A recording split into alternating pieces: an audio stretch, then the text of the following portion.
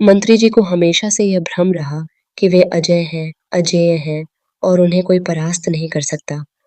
सत्ता का नशा, रसूख का घमंड और वर्षों से बुना गया भय का जाल, इन सब ने मिलकर उनके भीतर एक ऐसी दीवार खड़ी कर दी थी, जिसके पार उन्हें कोई दिखाई ही नहीं देता था। लेकिन इस बार हालात अलग थे। इस बार उनके सामने कोई साधारण प्रतिद्वंद्वी नहीं, बल्कि कानून की तेज धार बनकर खड़ी थी एडवोकेट अंजलि अवस्थी। शांत चेहरे और दृढ़ इरादों वाली अंजलि ने जो चाल चली, उसने मंत्री जी की नींव हिला दी। अंजलि जानती थी कि सीधे वार करने से बात नहीं बनेगी। उसने सबूत जुटाए, गवाहों को सुरक्षित किया और हर उस कड़ी को जोड़ा जो मंत्री जी के काले कारनामों को उजागर कर सकती थी। पंकज पुरोहित के साथ मिलकर उसने ऐसा कानूनी जाल बिछाया कि मंत्री जी को संभलने का मौका ही नहीं मिला। वारंट जारी हुआ और पुलिस की टीम सीधे उनके दरवाजे पर पहुंच गई। जो व्यक्ति कल तक कानून को अपनी मुट्ठी में समझता था, वही आज हथकड़ियों में जकड़ा खड़ा था। यह दृश्य केवल एक गिरफ्तारी नहीं था, बल्कि सत्ता के अहंकार पर पड़ा करारा तमाचा था। उधर ठाकुर परिवार में भी उथल-पुथल मची हुई थी।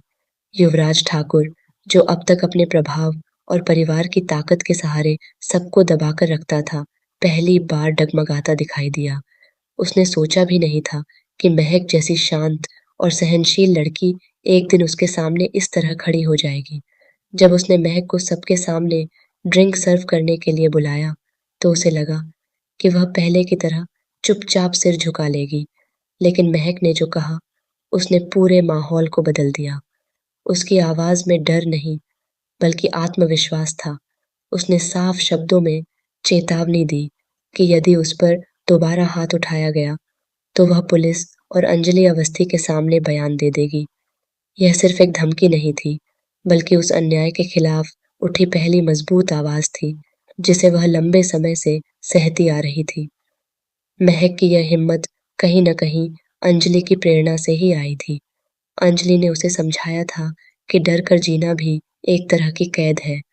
जब तक वह सच नहीं बोलेगी, तब तक अन्याय बढ़ता ही जाएगा। महक ने आखिरकार निर्णय ले लिया कि अब वह चुप नहीं रहेगी।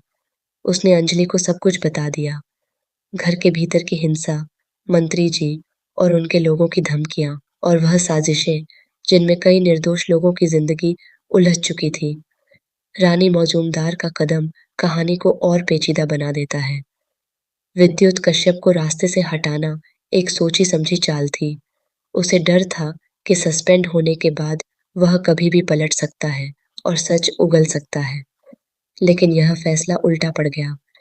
एक हत्या ने कई सवाल खड़े कर दिए। पुलिस की नजरें अब और भी तेज हो गईं। धर्मराज जी को समझ आ गया कि हालात उनके हाथ से फिसल रहे हैं। उन्होंने हमेशा दूसरों को मोहरे की तरह इस्तेमाल किया, लेकिन इस बार वही मोहरे बिखरते नजर आ रहे थे। जब अंजलि घर पहुंची और उसने अपने परिवार को एक साथ देखा, तो दनेचे थे है दे दे हाँ, तो उसके चेहरे पर लंबे समय बाद सच्ची मुस्कान आई। राघव सिंह राजपूत, अभय सिंह राजपूत, उसकी सास और ननद, सबने मिलकर उसके लिए खाना बनाया था। यह दृश्य उसे याद दिलाता है कि वह अकेली नहीं है। उसके पीछे एक परिवार खड़ा है जो उसे समझता है और उस पर गर्व करता है। लेकिन इसी खुशी के बीच एक अनदेखा खतरा भी मंडरा रहा था। दुश्मन चुप थे, पर हार मानने वाले नहीं थे। युवराज और उसकी बहन ने जो योजना बनाई, वह उनकी हताशा का परिणाम थी। वे जानते थे कि यदि महक ने कोर्ट में बयान दे दिया, तो खेल खत्म हो जाएगा। इसलिए उन्होंने उसे रास्ते से हटाने की साजिश रची।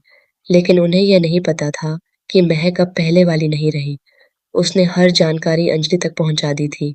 अब हर कदम सोच समझकर उठाया जा रहा था। पुलिस की निगरानी बढ़ा दी गई थी और पंकज पुरोहित पूरी सतर्कता से मामले को आगे बढ़ा रहे थे। कोर्ट का दृश्य भी कम रोमांचक नहीं था। अंजलि ने जब अपनी दलीलें रखीं, तो हर शब्द तीर की तरह लगा। उसने कानून की धाराओं के साथ-साथ नैतिकता का भी हवाला दिया। उसने दिखाया कि कैसे सत्ता का दुरुपयोग कर आम लोगों की आवाज दबाई गई। उसकी आवाज में दृढ़ता थी और तर्क इतने मजबूत कि विरोधी पक्ष के पास जवाब कम पड़ गए। मंत्री जी के चेहरे से आत्मविश्वास गायब था। उन्हें पहली बार एहसास हुआ कि कानून से ऊपर कोई नहीं। दामोदर, मौजूमदार और रानी मौजूमदार अभी भी चुपचाप अपनी अगली चाल सोच रहे थे। उनके लिए यह सिर्फ एक कानूनी लड़ाई नहीं, बल्कि प्रतिष्ठा की जंग थी। अभय सिंह राजपूत का साफ इनकार रानी के लिए व्यक्तिगत चोट था। उसने सोचा था कि वह भावनाओं के सहारे सब संभाल लेगी, लेकिन अभय ने स्पष्ट कर दिया कि उसका दिल केवल अंजलि के लिए धड़कता है। यह बात रानी के अहंकार को और भड़का देती है। अब यह लड़ाई और भी व्यक्तिगत हो गई है। अंजलि की जिंदगी में आई यह खुशी फिलहाल तो सुकून दे रही है, लेकिन वह जानती है कि यह राह आसान नहीं। सच की लड़ाई लंबी होती है और अक्सर दर्द भरी भी। फिर भी उसने तय कर लिया है कि वह पीछे नहीं हटेगी। महक के लिए, अपने परिवार के लिए और उन सभी लोगों के लिए जो डर के साए में जी रहे हैं, वह अंत तक खड़ी रहेगी। कहानी अब ऐसे मोड़ पर आ खड़ी हुई है जहां हर किरदार की असली परीक्षा होने वाली है। क्या मंत्री जी अपने रसूख के सहारे बच निकलेंगे या कानून की पकड़ उन्हें सजा तक ले जाएगी? क्या महक सुरक्षित रह पाएगी और कोर्ट में सच बोल पाएगी? क्या रानी और दामोदर की अगली चाल अंजलि को मुश्किल में डाल देगी? इन सभी सवालों के जवाब आने वाले घटनाक्रम में छिपे हैं। एक बात साफ है, अब यह सिर्फ सत्ता और कानून की लड़ाई नहीं रही। यह साहस और डर की, सच और झूठ की, और आत्मसम्मान और अहंकार की टक्कर है। अंजलि अवस्थी ने साबित कर दिया है कि अगर इरादे मजबूत हों, तो सबसे बड़ी ताकत भी झुक सकती है। लेकिन जंग अभी खत्म नहीं हुई है। असली संघर्ष तो अब शुरू हुआ है और हर मोड़ पर नया खुलासा।